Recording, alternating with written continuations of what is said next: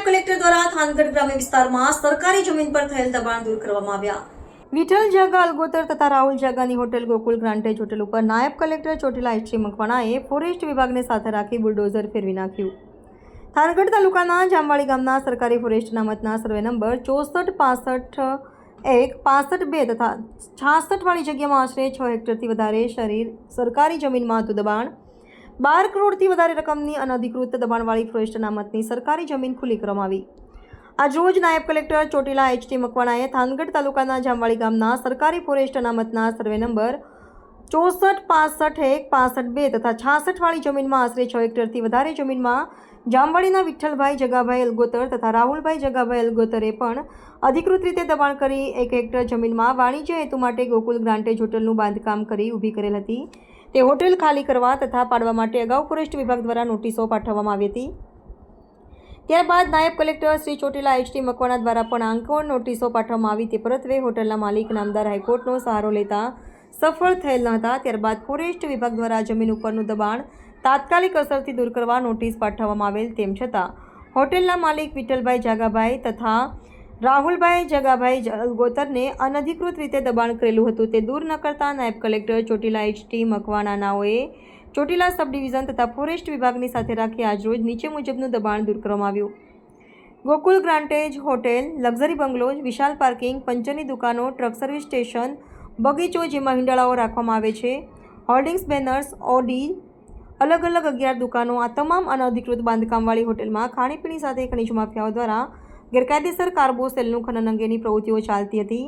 12 કરોડથી વધારે રકમની અનધિકૃત દબાણવાળી ફોરેસ્ટ અનામતની સરકારી જમીન ખુલ્લી મૂકવામાં આવી. જે સવારે 8:30 વાગે અમારી રેવન્યુ વિભાગ અને ફોરેસ્ટ વિભાગની સંયુક્ત ટીમો દ્વારા મોજે જામવાડી તાલુકો થાનગઢ ચોટીલા થાનગઢ હાઈવે ઉપર આવેલ કુલ 6 હેક્ટર જમીનની અંદર દબાણ કરતા વિઠ્ઠલ જાગા અલગોતર અને રાહુલ જાગા અલગોતર દ્વારા ફોરેસ્ટની જમીન ઉપર છેલ્લા 2019થી આ જમીન ઉપર 6 હેક્ટરની અંદર દબાણ કરી અને પાકું બાંધકામ કરવામાં આવેલું હતું.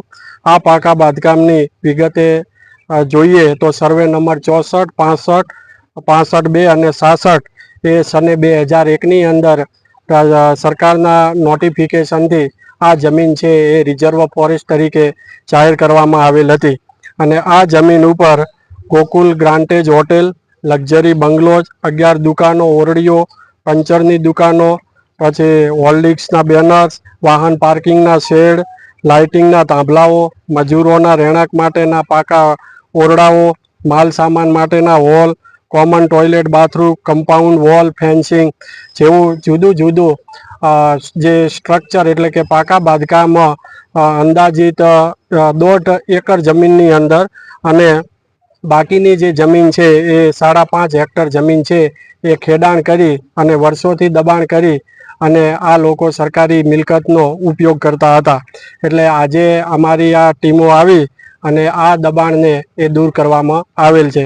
સાથે સાથે ફોરેસ્ટ વિભાગ દ્વારા પણ અગાઉ નોટિસો આપવામાં આવેલી હતી.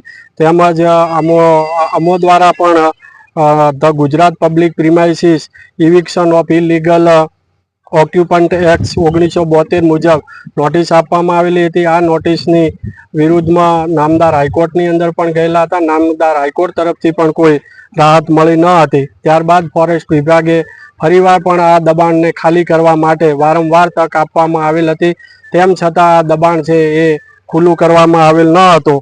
જેને ધ્યાને રાખી અને આજે અમારે નાયબ કલેક્ટર પ્રાંત ચોટીલાની ટીમ, મામલાદાર ચોટીલા, મામલાદાર થાનગઢ, રેન્જ મદદનીશ વન સંરક્ષક Shri SEF Surendranagar, range forest officer Thangadh, Wadhwan, Muli, Chotila, Patdi તેમજ 42 ફોરેસ્ટનો અન્ય સ્ટાફ અને 30 રેવન્યુનો સ્ટાફ આમ સંયુક્ત ટીમો બનાવી અને આ તમામે તમામ દબાણ છે દૂર કરવામાં આવેલું છે.